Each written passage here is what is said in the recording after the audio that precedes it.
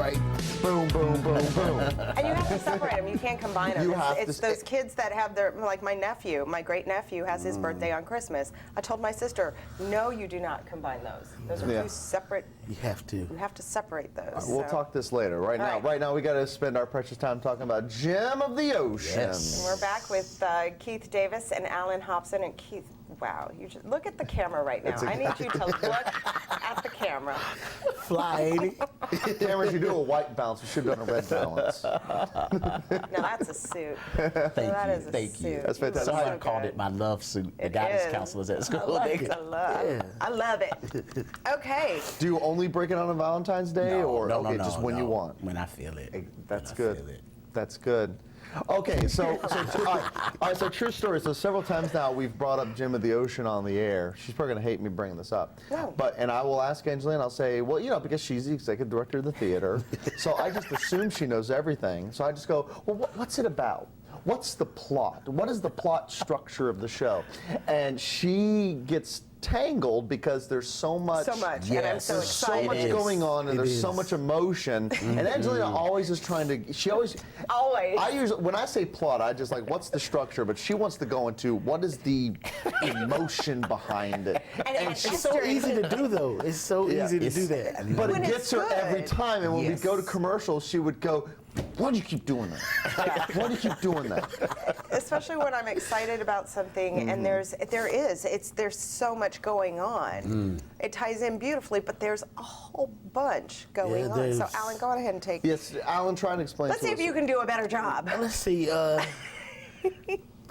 It's a story about finding yourself. That's as plain as I can put it. Because each character has a moment, well, except one, but each character has a moment where they find themselves, and they all start in a certain place, and then by the end, it's almost as if they transition to a different person. The main character, Citizen Barlow, he comes as this desperate young man trying to redeem himself from something that he thinks there is no redemption from. And then by the end, he's practically a freedom fighter, you know what I'm saying? So it's really about change and finding yourself and being the real essence of freedom. Neil Oliver put it best last night. He said, freedom isn't out here, freedom is up here.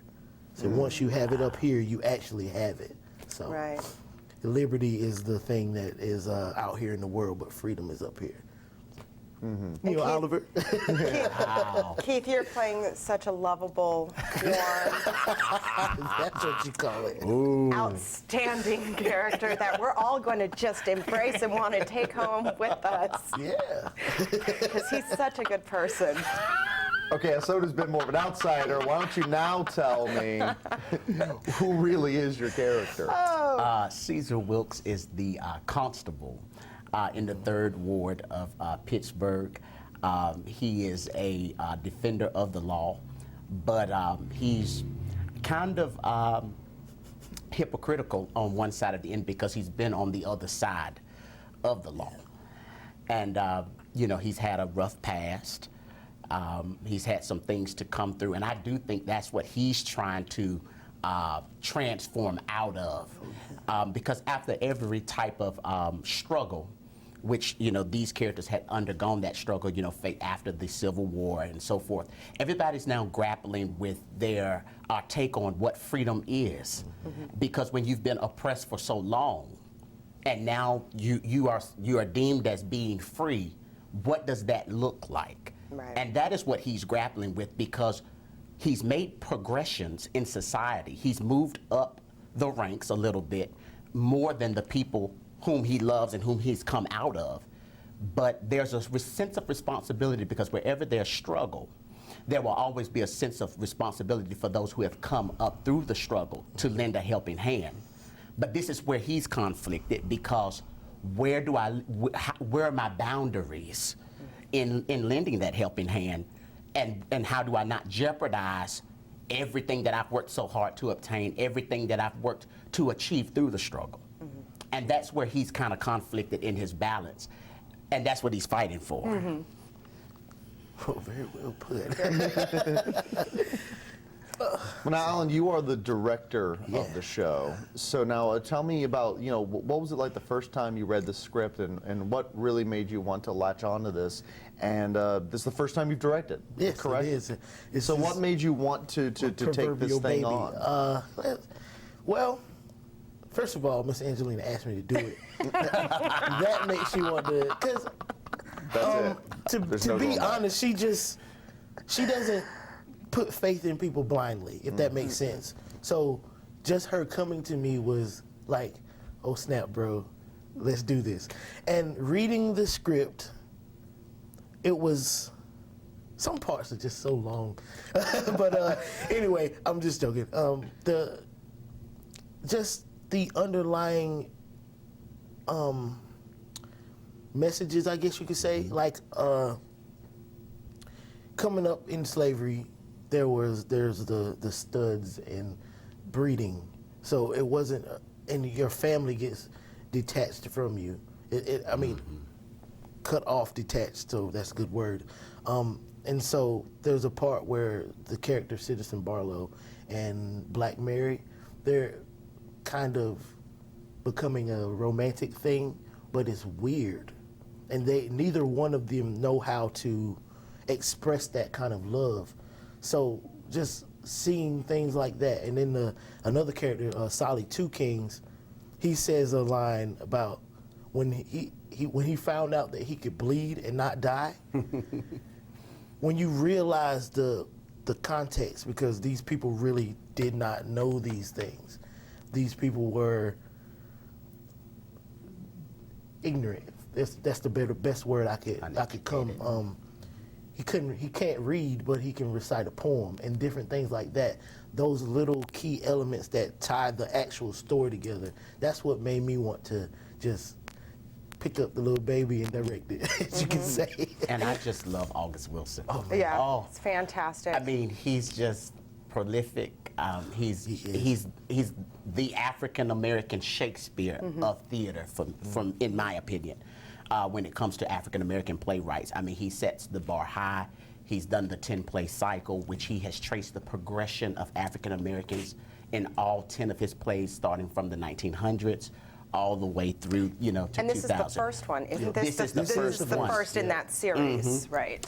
This is the first in that series, and he actually wrote it though later. Right. But it See, is I the didn't know first because he wrote out of order. Right. But this is the first, and that's what I love about him, is because he traces the progression Right. of a people, of a culture. And that's the beauty of it. And then he writes so dynamically. He writes with such color and vivacity. I mean, in such a way that, he speaks the way that people talk, that African Americans talk. And I tell people, it's like a lesson in Shakespeare, but on the different side of the coin, because he splits the verbs. He writes so real and it's so organic to how we talk, and that's why I love doing any August Wilson play, to capture the essence of not only the story, but the rhythms, the beats, the cadences that really do take us back to Africa and where we come from, and that whole Culture rich and- history and right. legacy. Now, speaking of your love of August Yes. Wilson, so I'm just going to say this story real quick. Yes. So Keith Davis performed many years ago, many years ago. He did A Raisin in the Sun, Yes. and it was an incredible, Wonderful job. incredible Thank performance. you. I brought my son to see it, and he was just blown away and mesmerized. My boy sat with you when you Yes. got your Performer of the Year Yes. award, and then he disappeared. And then he disappeared. And every time, Keith, why didn't you audition? Oh man, I wish I would have known. So we're casting the show. Alan is casting the show, and Keith came to see a show at New Bern Yes. Civic Theater. And Mary Poppins. I said, where were you? And he said, you're doing an August Wilson. You're doing Gem of the Ocean. That's my favorite. Oh man, I wish I would have known. I wish I'd known, because I would have done it. And I said, didn't really? know. I Really? did You not would have? know. And he said, yes, it's my favorite. It's my favorite. He's my So favorite. if you had an opportunity, you would do it? And he's like, yeah, oh good, because they need somebody. Oh yeah. I had It was meant to be. the guy Destiny. cast for that character. Kismet. He kind of, life Life happens. You know, It's- and he had right. me back out, and I was just like, what am I gonna do? So this guy walked in, and I was like, man, just read for me. I was, jaded a little bit, but he blew my socks off while my shoes were still on.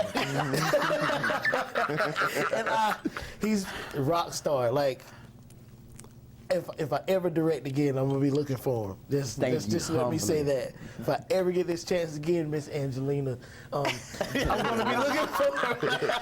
And you actually, your whole cast, I remember walking in on the first rehearsal and just saying, wow, for your first show, you got an easy gig.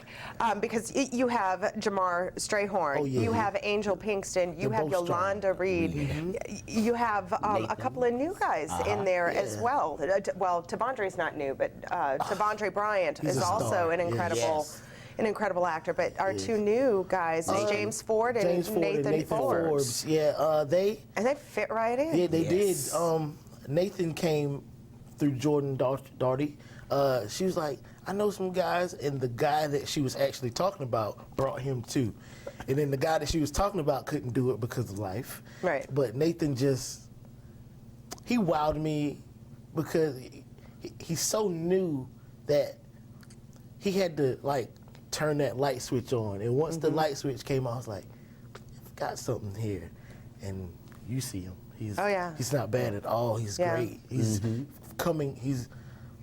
I don't know how to say it, but he's rising. He's a rising star. He's got good instincts. I can see that right away. Yes. James is also the same way. James Ford. I asked him Yes. last night, had he ever performed, and he said no. And I said, wow, you got some good instincts. He surprises me, and I told him last night, I kind of it feels like I overlook him because I don't have any notes for him.